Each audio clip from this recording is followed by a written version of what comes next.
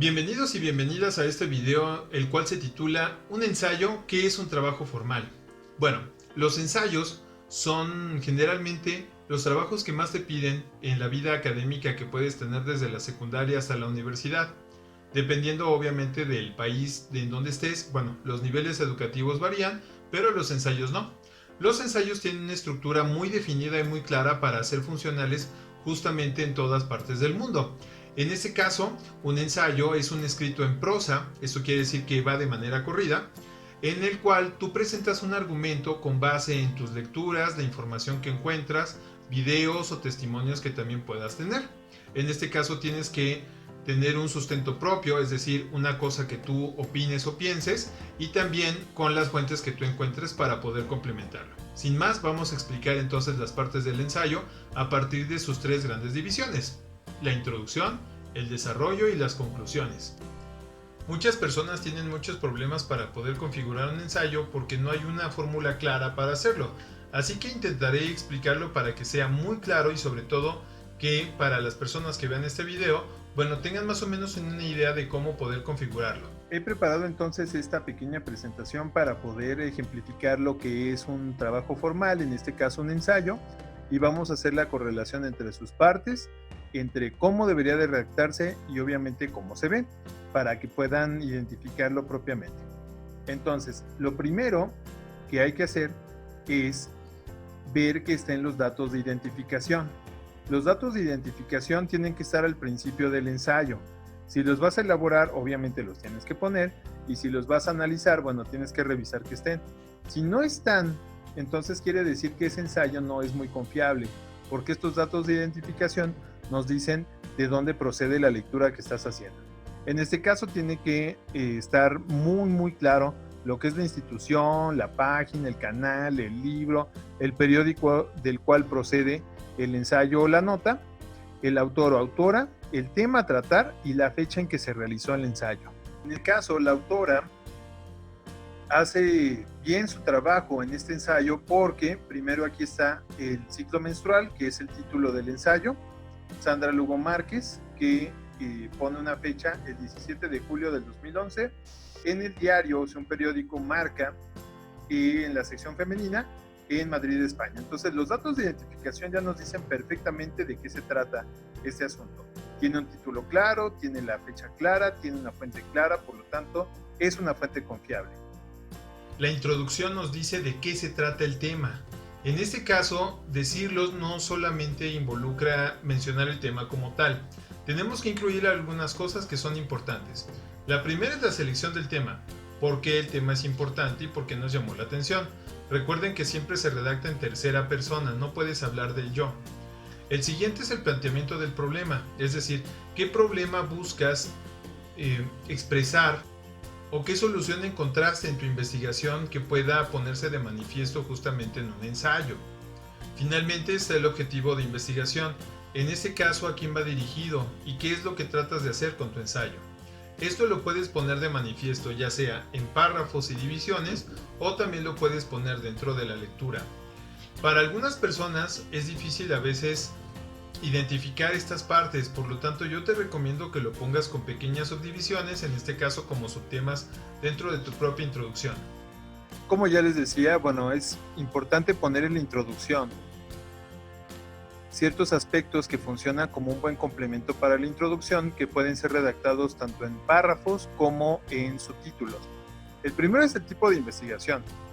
Tienes que especificar de una forma muy clara, o en este caso analizarlo dentro de un ensayo que estés leyendo, si la investigación es básica, o sea, quiere incrementar los conocimientos sobre un tema, si es aplicada, pretende evidenciar una solución que se ha encontrado para un problema, cuantitativa, si es que para muchas personas se aplicó una encuesta, una entrevista y entonces sacaron resultados para un montón de datos, o cualitativa, que es cuando analizas caso por caso un fenómeno, exploratoria para cuando no se ha abordado tanto un tema y experimental cuando se está experimentando literalmente con el sujeto de investigación.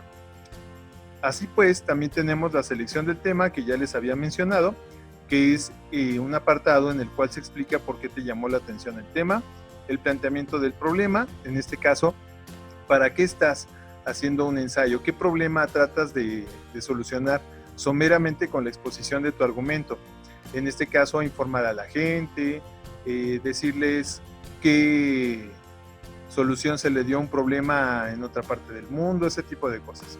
Y el objetivo de investigación, donde se expresa de forma clara y sencilla lo que se quiere lograr, para quién va dirigido y qué tipo de público quieres alcanzar. En este caso, la autora hace una introducción perfectamente clara de lo que quiere hablar y en este caso lo separa con un subtítulo que se llama que es el ciclo menstrual. Primero define lo que es el ciclo menstrual como tal y no la menstruación en sí, porque son conceptos que están acompañados, pero una cosa es el ciclo y otra cosa es el flujo menstrual. Entonces, señalé este párrafo en amarillo porque justamente aquí la autora está haciendo toda la compilación de lo que es su tipo de investigación, la selección del tema, el planteamiento del problema y el objetivo. Veámoslo. Dice, esta información está orientada hacia el público en general, pero también con especial énfasis a las mujeres que han empezado ya a experimentar este fenómeno de la naturaleza o bien desean conocer sus características básicas, ya sea para interés personal o bien transmitir esta información a otra persona que la necesite. Si se fijan, esta es una investigación básica, es un perfecto ejemplo de investigación básica. Desea incrementar los conocimientos sobre un tema. Seleccionó el tema precisamente porque es importante en la vida de las mujeres y planteó un problema que a lo mejor no lo puso de forma explícita, pero en este caso dice para quién va orientado este ensayo, que es para las personas que apenas han empezado a menstruar, para las personas que apenas tienen un interés sobre el tema o personas que quieren transmitir esta información, lo cual es su objetivo. Entonces, dentro de esta introducción van esos 4 apartados justamente en un párrafo. Lo pudo haber hecho también con un subtítulo y explicarlo, otro subtítulo y explicarlo, y entonces hubiera quedado todavía más claro, pero esta introducción es precisamente la que compila estas 4 cosas y entonces nos dice de qué nos va a hablar. Finalmente está el desarrollo. El desarrollo es la descripción de forma muy detallada de tu tema. Si estás hablando, por ejemplo, de la menstruación, que por cierto yo elegí para la descripción de este video, bueno, muy sencillo. La autora tenía que desglosar todas las partes que constituye la menstruación como un fenómeno biológico y toda la implicación que debe de tener en la vida de las mujeres. Para cualquier tema es lo mismo. Desglosar significa dividirlo en partes. Primero te tienes que fijar en qué parte se divide tu tema y entonces explicarlos. Insisto, lo vas a hacer en tercera persona, es decir, no puedes hablar del yo opino, yo pienso. Eso no se pone en un ensayo y en un trabajo formal. Se pone el que suscribe, aporta que la persona que escribe este ensayo de una manera personal opina. ¿Sí me explico? Esa es la forma en la cual se puede redactar. Entonces, sin más, bueno, vamos a ver qué onda con el desarrollo. Y entonces, como les decía, el desarrollo es el desglose, es la disección, es la descomposición en sus partes del tema que estás hablando. En este caso, la autora Sandra hace un desglose precisamente de la menstruación, definiendo la menstruación, qué características tiene, qué es la preovulación, qué es la ovulación, la postovulación, que es cuando ya el óvulo no es fecundado y entonces sale en forma de flujo menstrual, la duración del ciclo, lo que es normal y lo que no es normal. Entonces, esto es justamente el desarrollo. Para cuando una persona no sepa hacer el desarrollo, entonces primero tiene que visualizar qué partes va a desglosar de su tema y entonces las expone. En este caso, miren, lo hace en forma de subtítulos para que se entienda perfectamente a qué parte se refiere justamente en su desarrollo. Entonces, este es un perfecto ejemplo de lo que es el desarrollo de un tema. Finalmente, las conclusiones se pueden redactar en un párrafo o en un listado. Si lo vas a poner en forma de listado, entonces el subtítulo debe decir conclusiones. Si lo vas a redactar en un solo párrafo, entonces se pone conclusión. La conclusión es muy importante porque le presenta al lector un pequeño resumen de todos los temas o subtemas que trataste dentro del ensayo y obviamente una lección que te deja a ti como escritor de un ensayo. Entonces es importante una buena conclusión precisamente para cerrar un buen trabajo. La conclusión que hace Sandra en este tema del ciclo menstrual, bueno, la redacta en un solo párrafo, como les digo, con la palabra conclusión.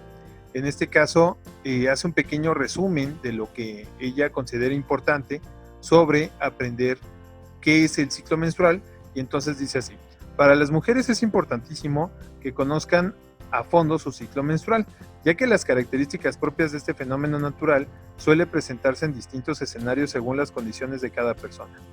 Es por ello que el papel de la menstruación tiene un protagonismo preponderante, pues está íntimamente relacionado con las funciones que el cuerpo femenino ostenta. De hecho, no pudo haberlo definido mejor, no pudo haber terminado su ensayo de una manera tan clara y tan precisa.